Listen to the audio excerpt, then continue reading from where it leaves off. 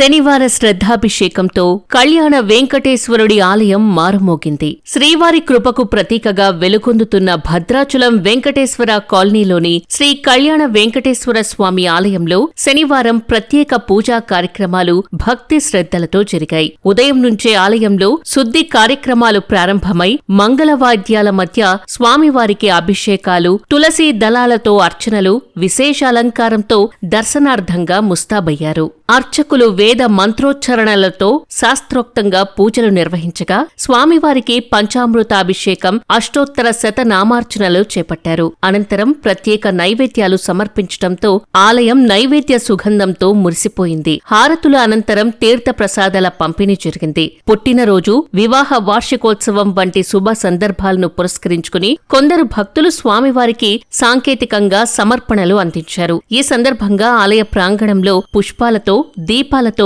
శోభాయమానంగా అలంకరించబడింది. స్థానికులు, శ్రీవారి సేవా వాలంటీర్లు, ఆలయ ట్రస్ట్ సభ్యులు ఈ కార్యక్రమాల విజయంలో ముఖ్య పాత్ర పోషించారు. భవిష్యత్తులోనూ ఇలాగే భక్తులకు ఆధ్యాత్మిక శాంతిని అందిస్తూ ఆలయాన్ని అభివృద్ధి పదంలో నడిపిస్తామని నిర్వాహకులు తెలిపారు.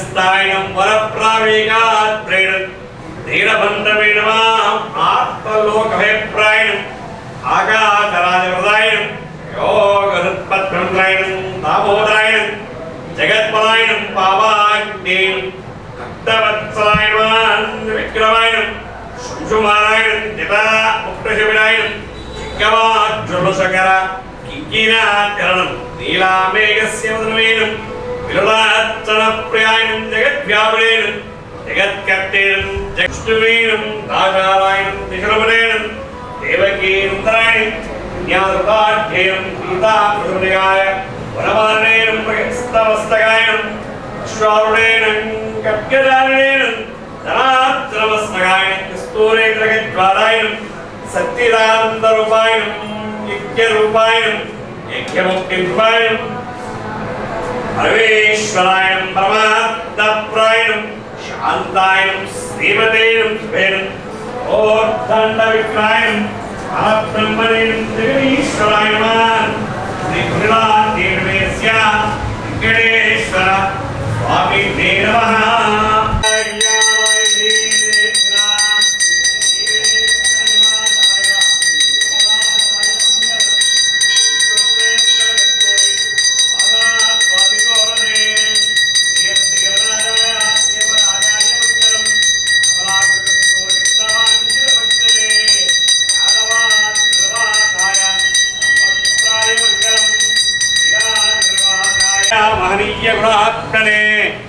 చక్రవర్తి తనూజాయ సర్వోమాయ మంగళం గోవింద.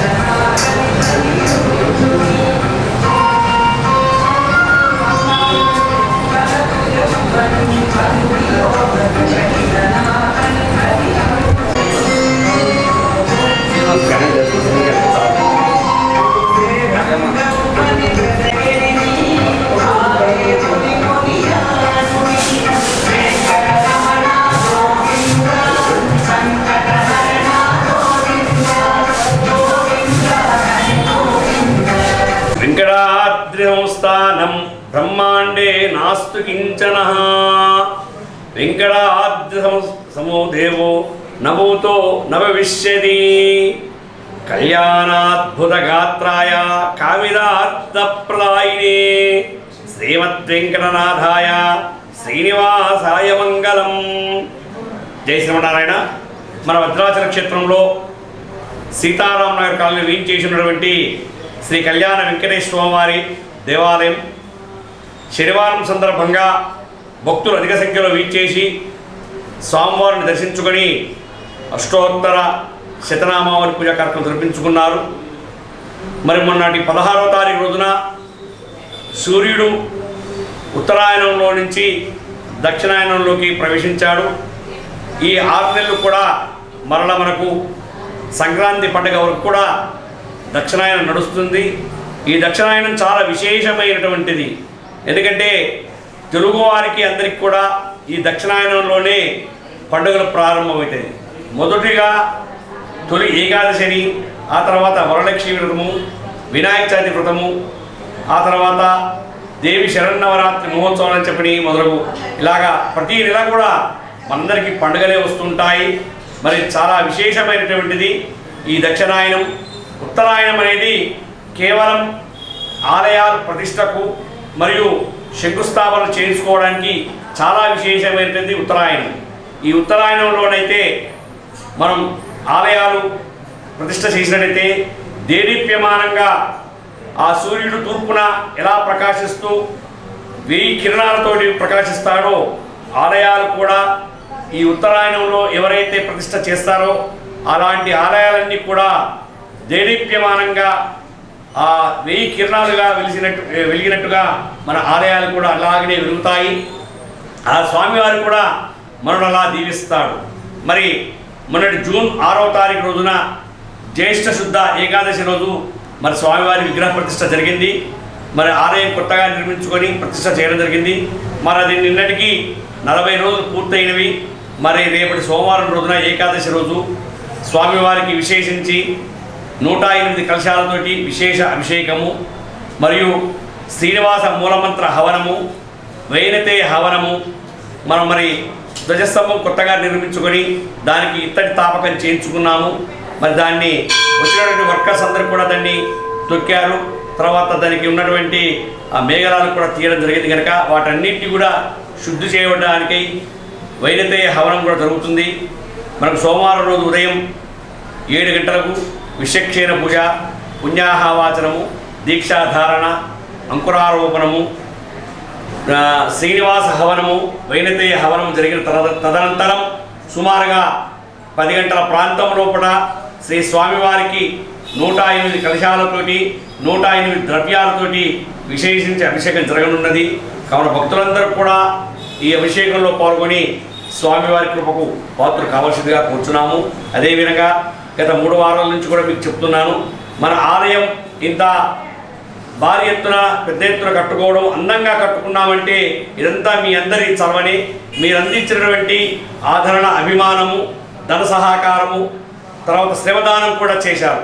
మరి వీరందరినీ ఇంతమంది సహకరించినందుకు మరి ఇంతమంది దాతలను మనం సత్కరించుకోవడం మన కృతజ్ఞత. మరి అందరికని మనం మంగళవారం రోజున అంటే 22వ తారీఖు, 23వ తారీఖు, 24వ తారీఖు కూడా మన దాతలందరికీ కూడా కళ్యాణం, ప్రత్యేకంగా స్వామివారి కళ్యాణం ఏర్పాటు చేసి మీ అందరి పేరు మీద కళ్యాణం జరిపించి ఆ తర్వాత మీ అందరికీ స్వామివారి దీక్ష వస్త్రము ఆశీర్వచనం ఇవ్వదలిచాము. అందరూ కూడా దాతలందరూ కూడా దంపతులుగా వచ్చేసి ఈ కళ్యాణంలో పాల్గొని స్వామివారి ఆశీర్వాదం పొందవలసిందిగా కోరుచున్నాము.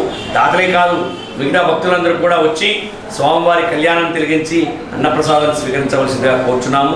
అదేవిధంగా మరి మనకు 28వ తారీఖు రోజున గోదామ్మవారి పుట్టినరోజు, శ్రావణమాసం 24వ తారీఖు శ్రావణమాసం ప్రారంభమవుతుంది. మరి 28వ తారీఖు రోజున గోదామ్మవారి పుట్టినరోజు, ఆ తర్వాత పంచమి రోజున గరుడ పంచమి అని చెప్పి జరుగుతుంది. గరుడవారి గారి పుట్టినరోజు జరుగుతుంది. ఆ రోజున స్వామివారికి కూడా విశేషించి అభిషేకం కూడా జరుగుతుంది.